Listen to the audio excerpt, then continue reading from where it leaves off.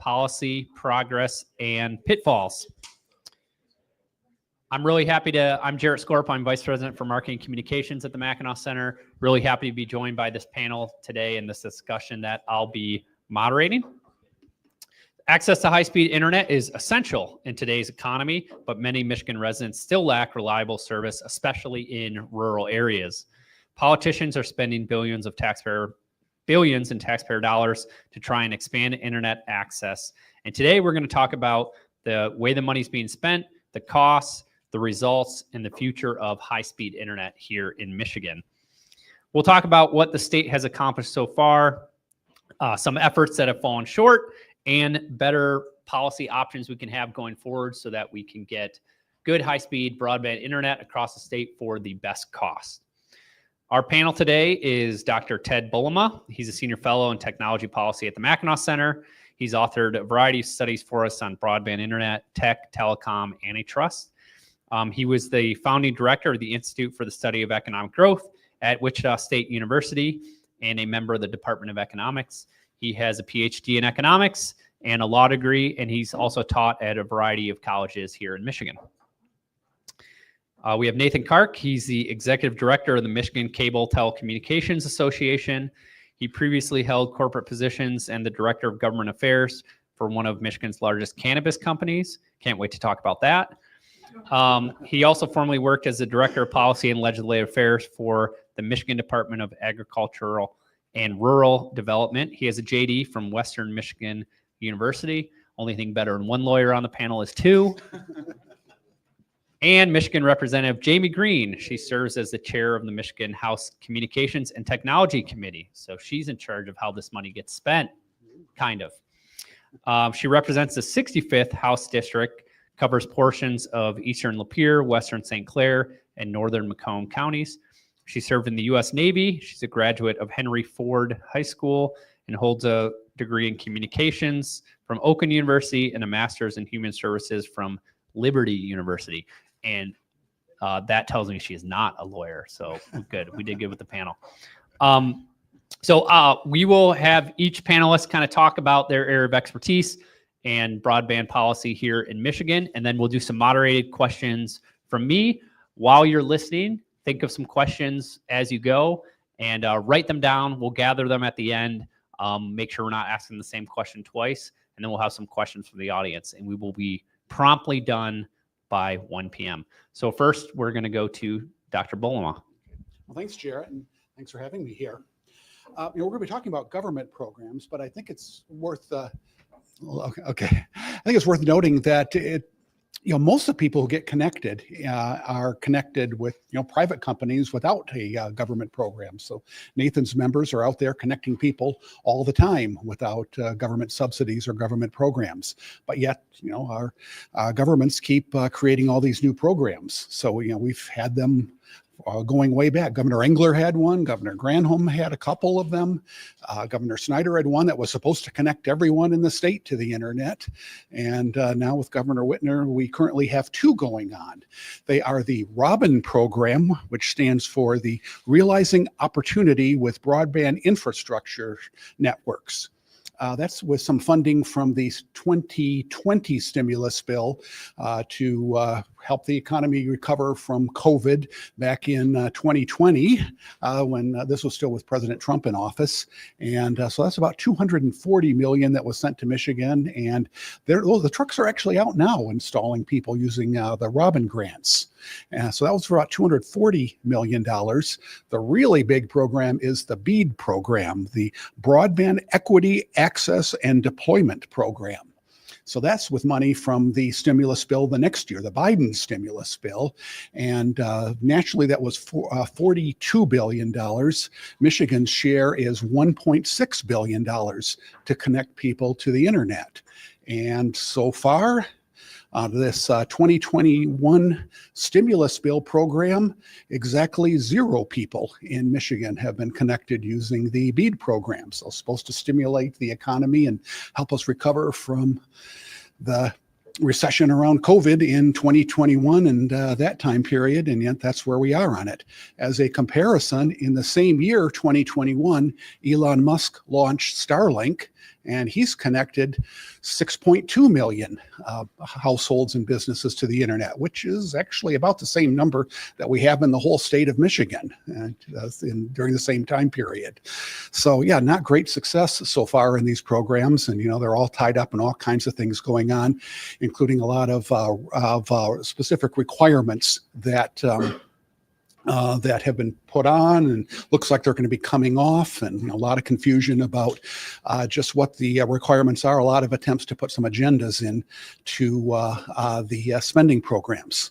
So what could be done instead? Well, certainly the BEAD program in particular, but also the Robin program could really be simplified, take away all the different requirements. So the state is pushing really hard to have fiber, one of the most expensive technologies, used as the technology. Well, it's not necessarily the best for everybody, and it's certainly the most expensive technology. So a better approach would be technologically neutral. Let the providers and let their customers decide what it is that is the best technology that they use. Second thing that could be done is to get rid of a lot of the different mandates that are put in place. So there are wage mandates for workers that Michigan has been pushing. There's a climate change assessment that anyone who gets a grant has to do.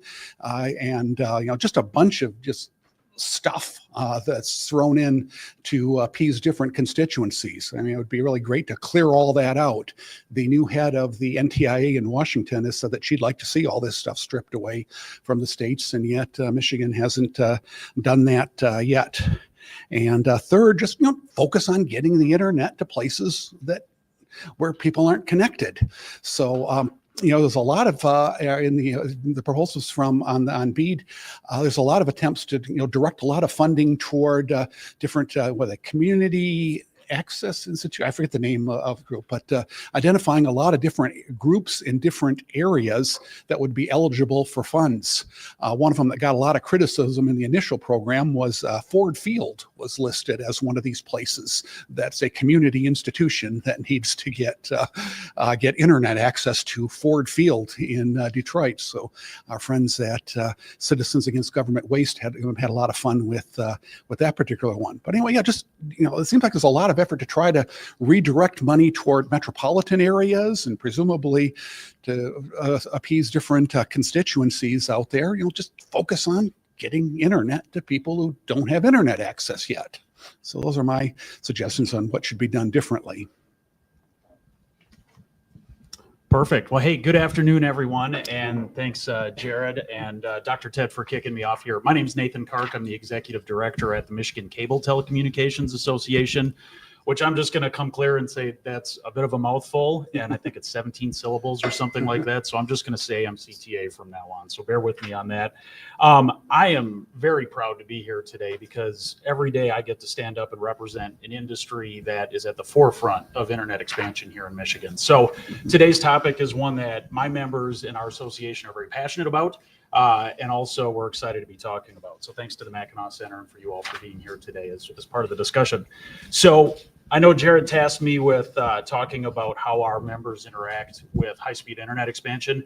Before I get into that, I just want to take a couple of seconds to get to know us a little bit better because my members do quite a bit more than just that. That certainly is a huge part of it. But our members also provide traditional video services via cable, home, phone, security, and then also, of course, high-speed internet, which if you want to look at the total impact that our members have, we represent approximately 85% of Michigan's cable subscribers, which is millions of people across the state that my members serve as far as providing support for agricultural institutions, educational institutions, small business, you name it. If you want to look at the investment from our membership in the state, over the last 3 years, our members contributed approximately $4 billion to Michigan's economy. That includes things like infrastructure, just like Dr. Ted was talking about the private investment that we do, but also jobs, taxes, and charitable giving as well. And if you want to break into some of those numbers a little bit, approximately $80 million annually goes to what's called franchise fees, which are payments to local units of government to be able to operate within that public right-of-way.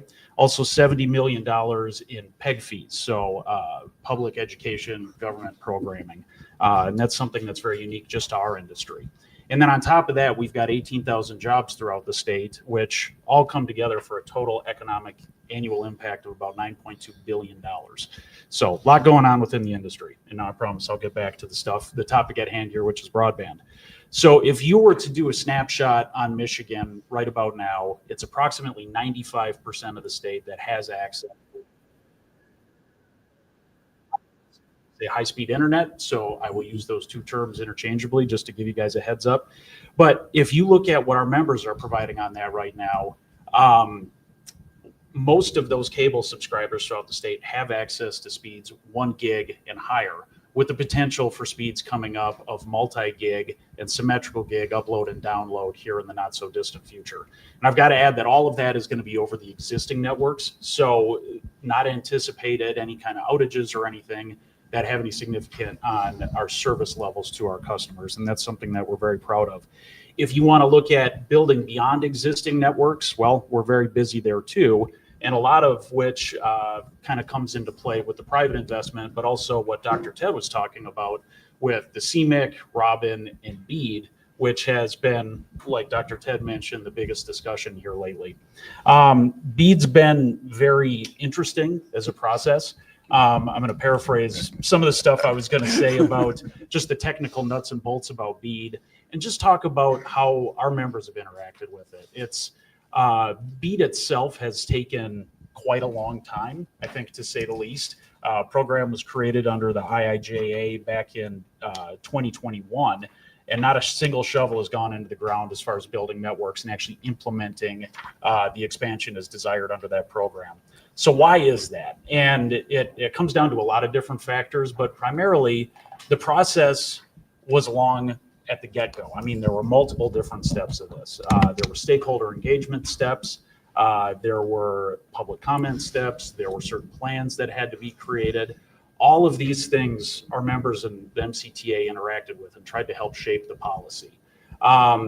We were not entirely successful with that. And as a matter of fact, actually, what the state came out with, and this is the Michigan High-Speed Internet Office, or MIHI, initially for the requirements had several non-statutory burdens within it. And by that, I mean things that either were in addition to the federal requirements under the BEAD program or in excess of those requirements. So we raised quite a few issues with those because, frankly, we didn't believe that they created a program that would serve its core mission, which was to expand high-speed internet to unserved and underserved locations throughout the state of Michigan. So a lot of those comments didn't get integrated into the core framework. Nonetheless, our members were participants in the application process, which just wrapped up in April of this year.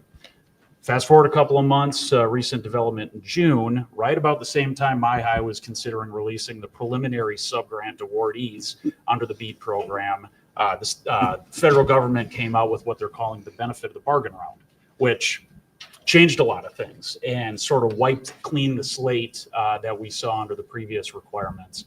A lot of this was good news. A lot of it wiped out those burdensome components, labor requirements, environmental requirements, open network requirements, things of that nature that we were suggesting changes to from the get-go. So we were pleased to see what regulators changed for the most part on that. And now applications have been resubmitted. That window closed on August 4th. We anticipate hearing more from the state here in the near future on what the next steps are. Anticipate that preliminary subgrant awardees will be announced sooner rather than later as the state heads towards their final proposal, submission, and approval to the NTIA. So I guess with that, I'll just wrap up before passing it off to Rep. Green by saying that, you know, a lot of internet expansion depends on the actual network and the builds themselves, but our members also look at it in a way of creating more access as well. So we're very lucky to have two of the largest providers in the state, Comcast and Charter Spectrum, that provide Comcast Internet Essentials, which is a fantastic program that provides either reduced or free internet throughout the state, as well as Charter's program, which Spectrum Internet Assist does the same thing. So a lot going on there as far as trying to open access to internet as well. And I'll add, those are all voluntary programs. Those aren't programs that our members are forced to do. They do that because they really want to make sure folks have access and can thrive on the internet if they decide, if they really want to do so. So that being said, I'll pass it over to Rep. Green. Looking forward to continuing the conversation. All right, so thank you, Nathan. So Representative Jamie Green, I am the Communications and Technology Chair, and I believe why I got that position is my role when I served in the military was very early technology, from dial-up, satellite technology, T1 lines, working really heavy in the communication and encryption of making sure our secret stayed secret. So I had a pretty vast background before then going into network administration. And that's why I'm also going to talk about my district. So the 65th House District is the rural parts of Macomb County, Lapeer County, and St. Clair County. And I'm going to tell you that my district is that 5% that does not have internet access. And COVID was pretty stark realization, because not only do we not have internet access, we also don't have cell phone service. So when you move all of your technological access to education, to services with the government, you are denying a very significant part of the population from accessing those things that either are constitutionally required or via education, or that they needed to have even just to access Secretary of State, renewing their license and everything. And so BEAD has really been, I was on city council when Robin came out, only one. I live in the southern part of my district that has high-speed internet, but just the town next to us, Armada, did not have high-speed internet. And so Robin was an opportunity, because getting internet to us is very expensive. And I will say that I know you may disagree with me on this, but I am a big supporter of fiber, knowing how technology works, knowing the reliability, knowing even the unknowns of, I've actually gotten burned by a satellite and by an antenna before. So there is real EMF stuff that people don't ever talk about, where fiber, we know, is safe and secure.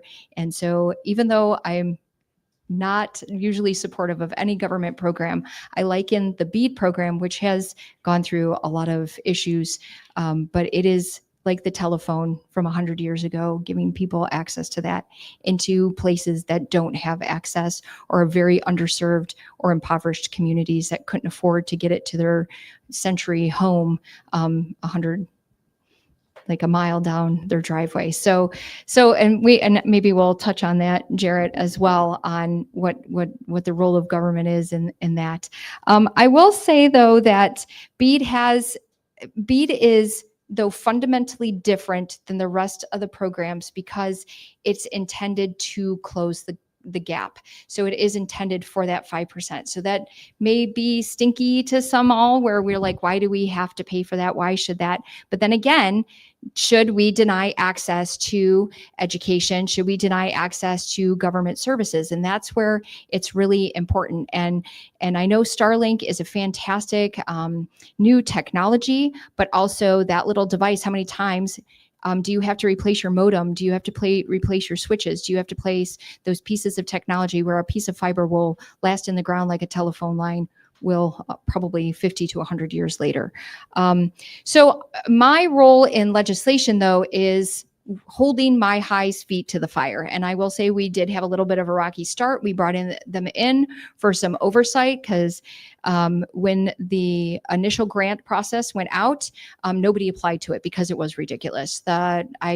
I'd spent a weekend reading what they call Volume 2, and it was, it did have a woke agenda. I'm just going to say that. It did have a woke agenda. It had really bizarre requirements, making it impossible for businesses to even have the desire to apply for it. So it really cut then Michigan out, because we have these tech companies that are nationwide, and they could see that they could get more bang for their buck in other states than Michigan, because we made it next to impossible. So with that said, though, we had a little bit of a come to Jesus with the MyHigh director and myself, and he has now been a great partner in this, in changing how the grant process goes. Then, of course, the Trump administration did come in and then reworked the whole thing. So it was a little bit disappointing that we were ready to execute the grants and then have the entire process change, which even going through that, it changes almost every week at this point. So I think Nathan's probably a little bit more up to date on that as well, if you're interested in knowing to the nitty gritty details of that now. But hopefully in the next couple of weeks, we will start granting those, and we will finally get shovels in the ground. And what turned out that was supposed to be a COVID thing, I actually see it as a blessing in disguise, because it does give people access to technology that would have never gotten access to technology. Thank you. All right.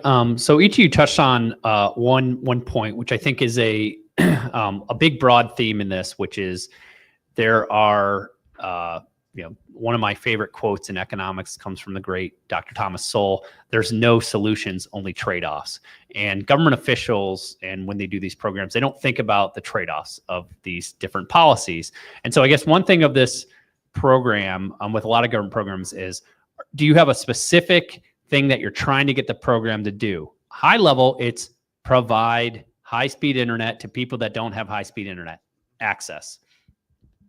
But you've all talked about there's a bunch of things that got added onto this. So that was how the bill was written. That was how senators and House members understood it. And then you had a federal department that said, we're going to build in equity programs. We're going to have, that you have to use union labor in order to lay these fiber lines everywhere. We're going to have environmental reviews, because that kind of throws something out to the environmentalists. We're going to try to use the program to not be just to provide service and go to the private providers. We're going to try to direct it towards government entities or suburbanites or people with political power. Can you talk about some of the trade-offs that are involved in how to actually accomplish the goals of the program versus the pressure that lawmakers and people writing the rules and companies are getting? Okay. Can I take that first? Yeah, and I'll tie that back into the fiber. Fiber's great. It's just not. It's expensive. So you also said you want to see it used to connect everyone. Well, there won't be enough money to connect everyone if it's all with fiber, though. So that's my concern with that. And there are also people who probably prefer something else. My son-in-law has satellite internet because he travels around and his internet follows him. So if we were trying to get him connected, that might be more appropriate in that case. So what I just like to see is a system where it's the providers and the customers can decide what technology is right for them. And in the Lansing area in Grand Rapids, fiber is fantastic because the distances are relatively short. If you start getting into rural areas, then it really is expensive to start laying it. There's also a second round of costs. Fiber is also very expensive to repair. The old copper wires, you just dig up where the problem was and splice it together and bury it again in the ground. But with the fiber, you have to relay a long stretch of it. So the funding programs are all there for the initial build. But they're not there for long-term maintenance. So who's going to be maintaining the fiber over a long time period? And yeah, Jared was touching on all the programs. Yeah, that certainly, it was crazy for a while. I remember this was passed in 2021, and then 2022, there was still, you can just, if you think back on what the agendas were like, there was, a lot of emphasis in the Biden administration on protecting us against misinformation. So there was a lot of talk like that about, from the administrators way back then about including requirements like that and favoring municipal broadband, government-owned systems, and those things were dropped. But that slowed down the whole process. So yeah, it's just all these agendas got crept in. I just love to see them all swept away and just focus on what we really want from the program. As Joe said, the high level goal here is to get everyone connected to high speed internet. Let's just focus on that and sweep everything else away. Yeah, here, and I'll jump in on that. I think that's absolutely right. I mean, one thing we did with internal conversations with members was always going back to, here's the core mission. high-speed internet to unserved and underserved locations throughout the state. I mean, everything else that got looped into the initial programmatic framework of BEAD, all well-intentioned. It's things that our members support, things that our members are already out in the community doing. You know, it was just a constant effort to refocus on what the mission of BEAD was. And, you know, from the business community, which I represent, there had to be some sort of incentive there. I mean, they're investing private match dollars. Yes, they are getting potentially getting federal dollars as well. But all potential BEAD applicants should have skin in the game as well. So to make sure that they're going out and providing the most reliable, efficient, and effective service possible should be the end goal. I don't know if that's necessarily a trade-off, but I think the thing to keep in mind is that services that are being provided are getting more and more expensive. And to kind of go after what Dr. Ted was saying a little bit, you know, BEAD is one of those programs that targeted those unserved and underserved locations, which are largely in rural parts of the state.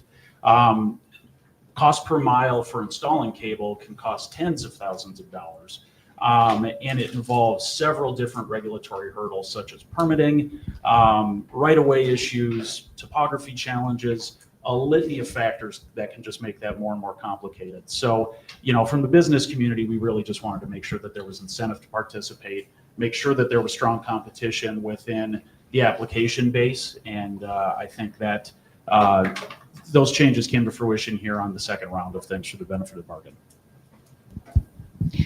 So to refocus then back on that trade-off, I mean, anytime you get the government involved, and I mean, that's why we have 1,000 people on the lawn right now, because things get political, which is unfortunate. And that's why we need to hold our elected officials accountable for that, to make sure that it doesn't get political and that the government actually serves the people. And that is a disappointing that is how BEAD originally started from the federal government. So when he says the senators and reps, that was the federal government, then it was the Whitmer administration that then just decided to juice it up a little bit with the Biden administration on the agenda, so that we're clear on that. So, and I do not support that at all, because I would like, the original goal was to get people high-speed internet access. And every time then government, they say they want their accountability, which we should. If a dime's going out of our taxpayer dollars, they should always be accountable. But we never want to create barriers that make the program more difficult. And that is what my committee is committed to, is continuing to make sure that they're not adding extra barriers in there. And that is what I am focused on, because the program does, as a conservative, makes you uncomfortable to begin with. But since we have the program, and I do believe that we need to serve these populations, it needs to be executed properly. And I do appreciate Director Frederick now partnering with me in that. And well, now tipping his hand to the administration to do that no matter what. So. If you go to the report on broadband for the state of Michigan, they will say things in there like 31% of people are underserved or unserved or not getting access to high-speed internet. Nathan just said 5%. You know, the federal government has different statistics on this. What's the difference between those two percentages? And can you speculate why the state might have a different number than what the federal government has, than what industry has? Okay. I can do the technical part of it, and then you can do the policy part. Yeah, I mean, the technical part of it is, in the report, they're lumping three categories together: the people who truly are unserved and don't have high-speed internet. Then there's a category of underserved, that they have an internet connection, but it's not fast enough. Now, there's a lot of debate in there about what not fast enough really is. I think an awful lot of them that are listed in that category really do have internet that is plenty fast for what they currently need. Maybe in the future they'll need faster, but for at least the relatively, or for now and for a while from now, they're plenty well served. But I think the biggest category in that, was it 31%? I think the biggest category in there is people like my mother, who are in an area where you have internet service and choose not to sign up. Well, they're categorized as unserved by the internet. Well, that's a lot of people in the state and a lot of households. And I don't think they're really a problem for us. Well, part of it is I want you to answer it too, because I think it's interesting from this is from if I were you, I would want to focus on the completely not served because I would want to put more customers online. And I guess that's where I have been pushing as well, because I love having my gigabyte, and maybe I'm considered underserved. I don't know. But that's where it needs to stay focused, is those who aren't completely served. Like there is no line running to their house at all, where your mother-in-law does have that. And that's where I guess we're getting our 5% numbers from, where they're federally getting it from the underserved. Because you're right, Detroit, the Lions, whatever, that's absolutely ridiculous for them being underserved. And as customers, I guess they should demand that of the companies. If they want faster service, then they should pay for that. But to me, that's where, again, we need to refocus those federal grants to stay focused on those who don't receive it at all, and then who really can't afford it. And I will say the Thumb, which is where I'm from, the Southern Thumb, and the UP does not have high speed, does not have probably even DSL in some cases. Yeah, and I guess my 2 cents on this would be, I think everyone's absolutely right. There is a component where there's an adoption gap. I mean, not every single person who has access to high-speed internet maybe doesn't know that they do, maybe for different reasons doesn't take advantage of it. But we also saw in the process of creating the internet coverage map for Michigan, one, there were several different iterations of this. Two, there was a component where stakeholders out there could go and challenge locations and say, hey, this is marked on the map, and this is just an example. They actually have service or they don't have service. And some of these locations on the maps included things like outbuildings on farms, hay bales. I mean, this was all done by sort of just a mapping tool that looked at a broad scale across the entire state. So, that was one of those things where we sort of put a filter on the map and had stakeholder engagement to help refine it. But from everything we're seeing, it's about that 95%. Yeah, and there are people in that who, like Ted said, where they have access to high-speed internet, and there's choice in not doing that. And then there are people who they don't realize they have access. They don't know that there's government programs that if you're low income subsidize access. So there's a knowledge gap there. But one thing that you're seeing increasingly there are people who say, okay, here's broadband, cost me $60-70 a month. I also just mostly use my phone, and that works good enough. And so there's actually people that have broadband and they're dropping broadband. They're stopping paying for it and just going with their phones, but they're showing up in that percentage number, even when it is clearly not someone we need to use government funds to go and try to connect. The why question of that is interesting, because I think that if you read the legislation, it's trying to get that unserved population. But one of the reasons that this number is out there and there's an incentive to exaggerate it is I think a lot of suburban areas or areas of these townships that have high-speed internet served by the private sector, they're not going to look out at that 1.6 billion or that 42 billion nationally and just let that money go somewhere else.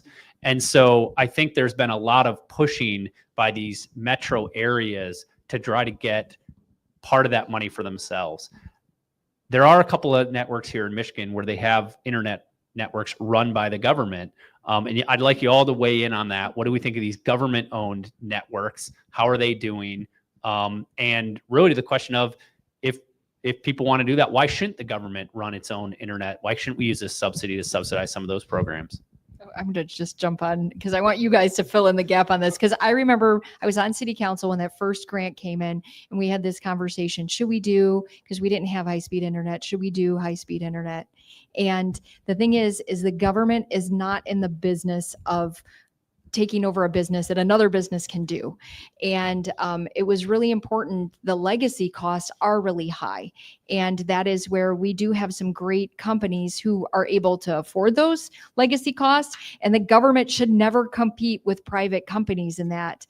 And those entities, those governments that have that internet now, their internet is slow and they don't have the money or the infrastructure to afford to increase it.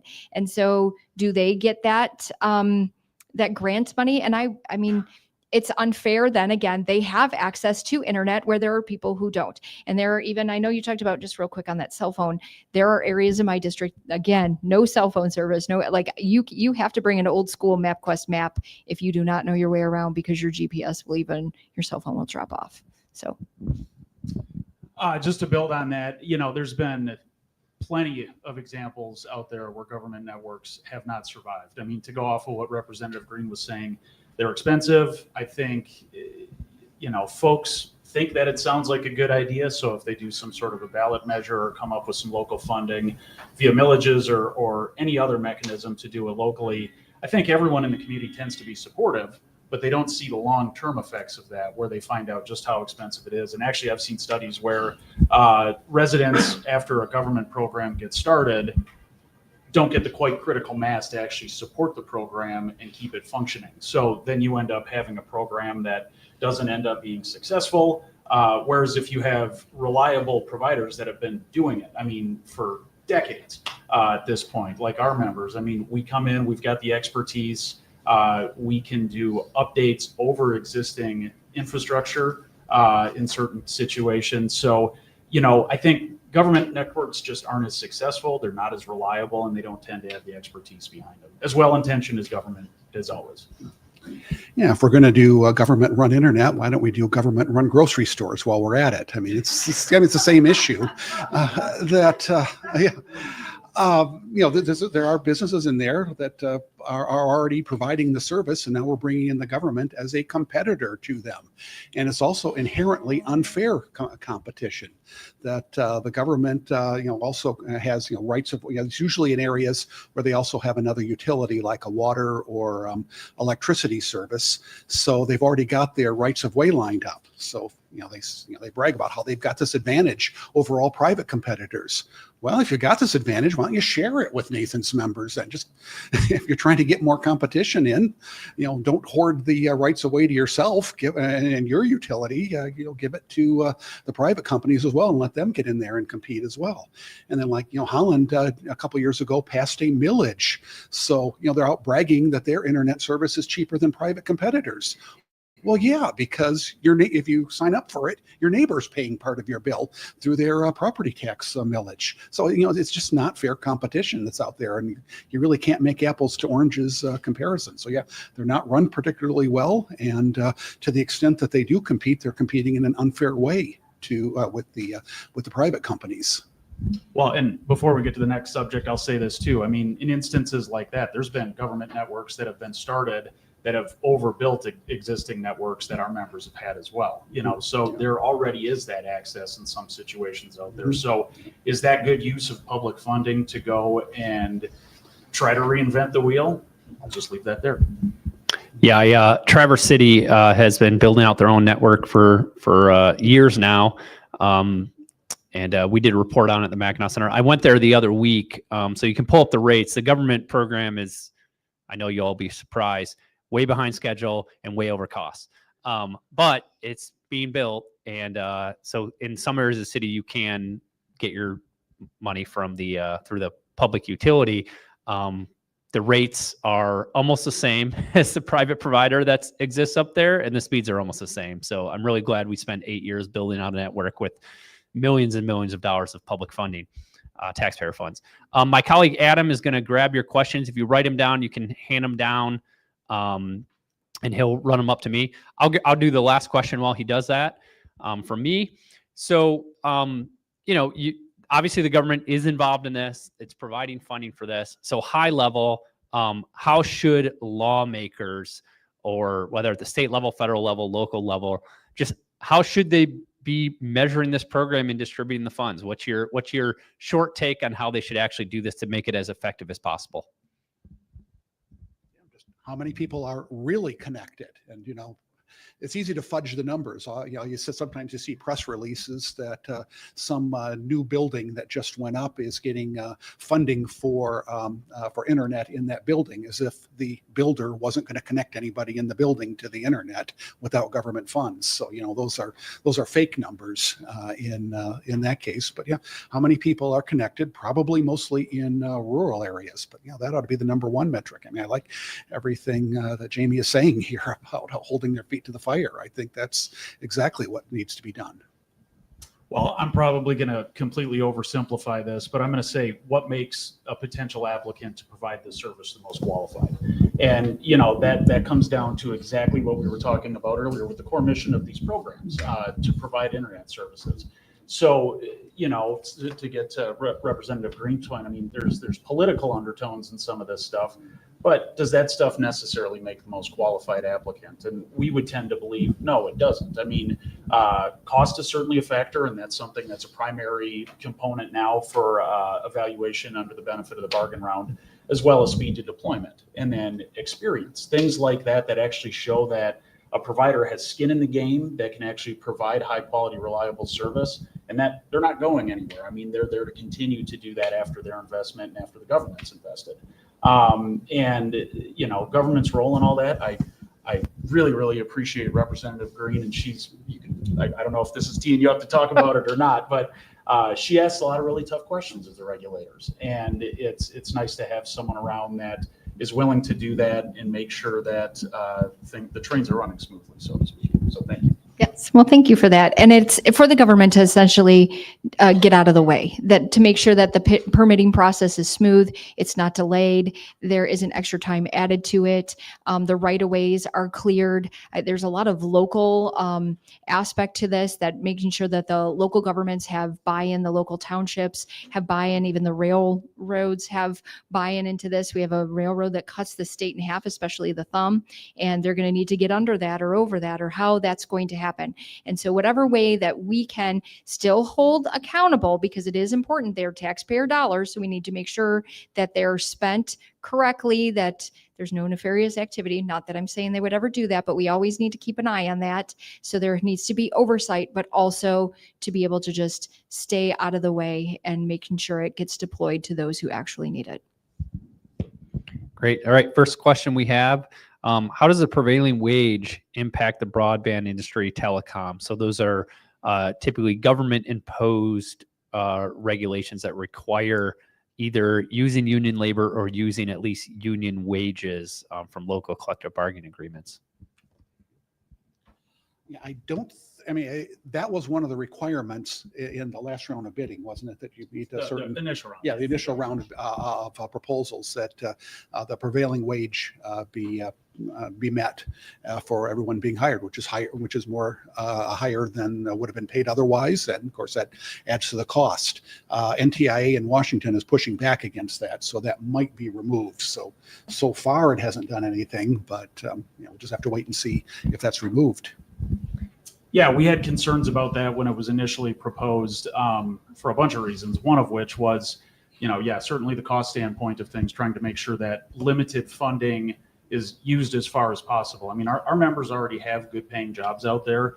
We have on-the-job training that actually encourages people to advance within the companies. So they do their best to make sure that employees are taken care of and very fairly compensated. If you look at prevailing wage and some of the union requirements that we saw initially, it starts to complicate things, say like if there's storm damage that comes up. I mean, where do you find workers that actually fit within that umbrella? A lot of times they have to get brought in from out of state, which causes more issues. So, things like that could even limit responsiveness of cable providers in the event of some sort of outages or natural disasters or anything. So yeah, a lot of concerns with that. Yeah, and the way this kind of worked was the federal government gives the money to the states, and they say, okay, the state, you need to come up with a plan for how you're going to fund these projects. And what the feds did through rulemaking, and then the states did on top of that, was they create this like matrix of like, well, you get extra points if you use prevailing wage or union labor. You get extra points if you do environmental rules. You do get extra rules if you have price controls, things like that. And then industry was supposed to comply with that. And very rarely could you do it in any way that met any type of cost benefit analysis. But yeah, that's been rewritten a couple of times now. And it was, because that again is a government creating a barrier, and then that's less people who are going to have access to the internet in the long run. And especially in the UP and the thumb, you are going to have a very difficult time finding union workers or union shops up there where you can use local folks to lay line down that is somewhat skilled, but not as intense as it would be for a typical like road making type of thing. It's a great summary of government internet. We are going to not get any work done. Nobody will get internet, but hypothetically, if the workers work, they get paid union wages. Next question. Could expanding broadband, specifically fiber access, create jobs for young Michiganders? I think so. I mean, there's always a need for more talent. We see workforces evolving. Artificial intelligence is something that's coming up. That's something that our industry is watching. We're going to need folks to help the industry and frankly the world figure out how to use that to the best of their ability. I think there's always room. And if you look at what I mentioned about our companies earlier, I mean, they're great places to come, get some training, and if it's a good fit for you, move on up as well. So absolutely. It also gives young adults access to jobs that are remote as well, and also introducing technology in farming and agriculture that they would not normally have access to. So the kids in Lynn Township and Brockaway and Greenway and would able to, because of having access to high-speed internet, they would have actually quality paying jobs that they could stay in their community, and especially keeping the agriculture industry rolling with high-speed internet access. Yeah, I agree with all that. And yeah, I mean, this is what we lose out on if we do load up these programs with all these extra requirements and all these extra costs. Fewer connections get made, and then there's fewer opportunities like that. Yeah, it's a big boom to rural areas. If you look at the last couple of years, the population numbers here in Michigan, but even across the country, these rural areas are growing, and that's been growing the last couple of years. And I think a lot of that can be attributed to an expansion of remote work and having high-speed internet and be able to do that job and get a good education and schooling, and even whether it's programs through the public schools or homeschooling co-ops that are able to meet with a professor once a week because they have high-speed internet. And, you know, there's a trade-off. If I don't have to go to my job every single day, I can go once or twice a week. You're going to take a longer commute or do the job totally remotely. Last question, and I know our panel will hang around, but we'll wrap up after this one. So in rural and remote and seasonal areas, will any of these funds provide service? I can say rural, remote areas, absolutely. This is it. And I know I'm probably just beating the drum on this one, but the core mission of it is to get to those unserved and underserved areas.